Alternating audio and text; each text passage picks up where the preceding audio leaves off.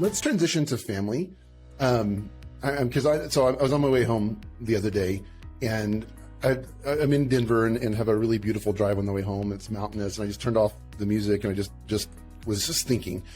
And two of my girls are going into high school this fall, and it just suddenly struck me, like I had this sudden sense of urgency, like, oh my gosh, like this is the final chapter of childhood, and I felt this sudden urgency to be there, like more than I have for them in the past, and to orchestrate my schedule and life around that.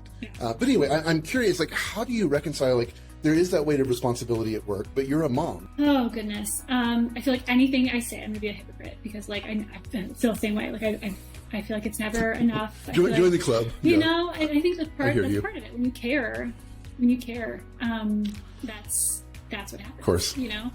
That's so good. I don't know that I've heard that perspective. That's brilliant, where you're weaving in your mission, and that's the part that's long-term. Well, let's get into the micro a little bit. So how do you decide on a business by business basis when the end is? And by end, I mean, maybe you put a team in place and you're just advising, right? Or perhaps you sell the business.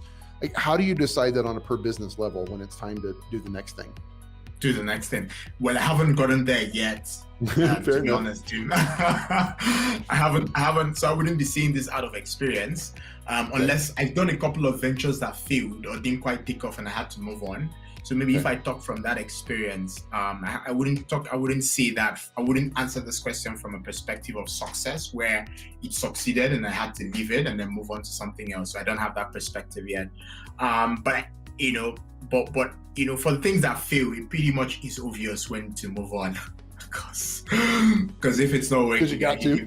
Because you got to figure it. Yeah, because you've got to have the guts to even. I mean, you left what I'm sure was a very secure job to jump up.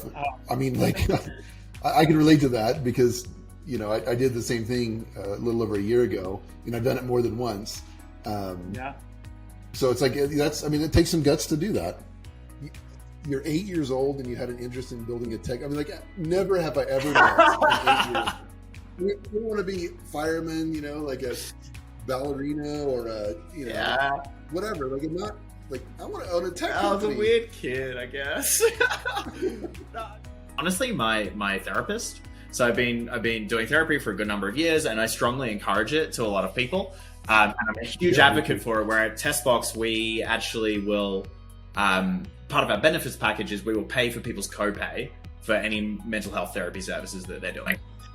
I'm glad you brought that up. I would love to talk more about that. I am in therapy as well, and I shared a little bit, you know, with you offline about my focus on weight loss and, you know, focusing on the emotional side of that. But it's been just so beneficial. And as a kind of interesting aside, like, I'm convinced that therapists would make the best salespeople ever.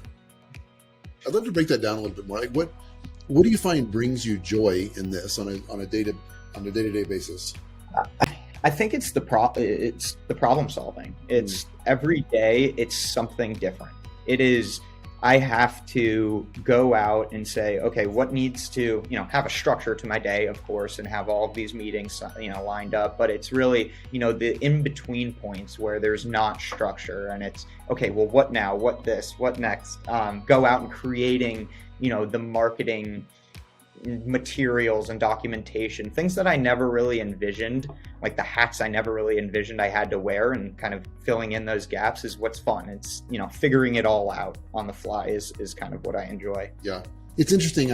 David and I, my co-founder and I, have been part of a lot of sales calls where we're, you know, being sold something. And so often the salesperson will come on the line. They've not researched us. They don't seem to care at all about us as people or our business.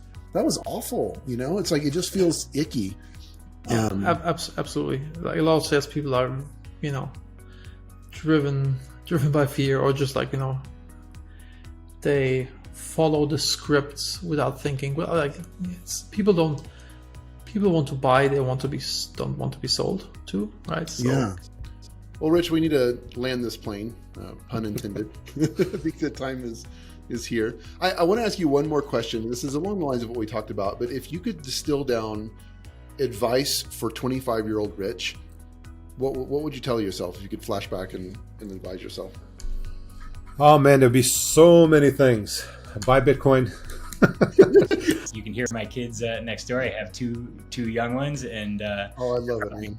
they're probably trying to get in here and hang out. And I hear my 5-year-old consoling my 3-year-old right now, so I think she's going to do a good job. Did you ever see that video? It's like, it was pre-COVID, but the Yeah. CNN video or whatever, where the commentator was like, he was And on the a mom live comes in presentation. dragging the kids out. Yeah, that one is a classic. I've basically lived that about 100 times this past year. But it is one of the other. You try and find the silver lining and stuff of COVID is that people understand that your work life and your Yes. personal life mix together, and these types of things happen all the time. And I've actually only had one person that was like, "Can you get rid of those kids?" And I was like, "Not really." Get rid of you. How about that? Yeah, so he got rid of me, but I felt like it was No loss. I didn't feel too bad about it. One of the key things I advise a lot of companies as well, as I say, a CEO's job is to put themselves out of a business, out of a job, right? Not out of business, out of a job, right? So it's like important yeah, exactly, right. You should laugh at that one. That was a slip there, right? So it's like a CEO's job is to put themselves out of a job. Let me ask you, I read an article, I wish I could attribute it properly, but it was talking about, it was correlating the age of founders or the founding team with success. And generally they found that the older the founder is, the more successful they're likely to be. So would you even anecdotally agree with that? Or what are your thoughts on age as a factor, and age correlated with experience as a factor? Oh, that is a great question, Jim.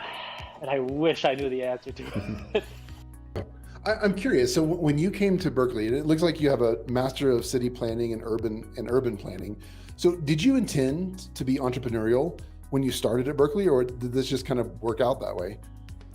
I didn't intend. No, I wanted to work for City, and I think I've always been very kind of innovation driven. Like I was always part of innovation contests and entrepreneurship classes and stuff like that. Yeah, and I would probably like to ask you here, Jim, what has been your experience of what you just mentioned, of building that trust which is mutual in your team? How do you go about it? I'm kind of trying. Bob, I'm not ready to answer questions yet. Running the table here.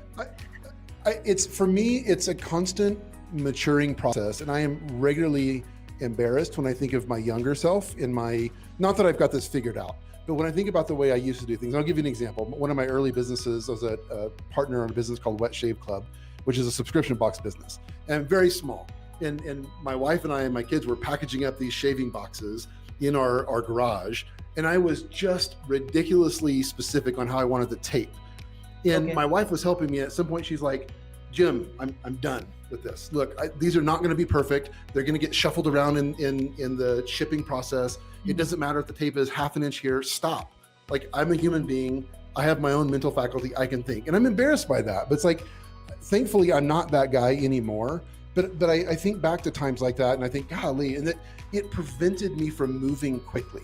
It prevented me from making good traction because I could only move at the pace of me. Well, you're such a genuine person, and I really appreciate you being gracious with your time. This has been a really fun conversation, and I certainly could go much longer than this.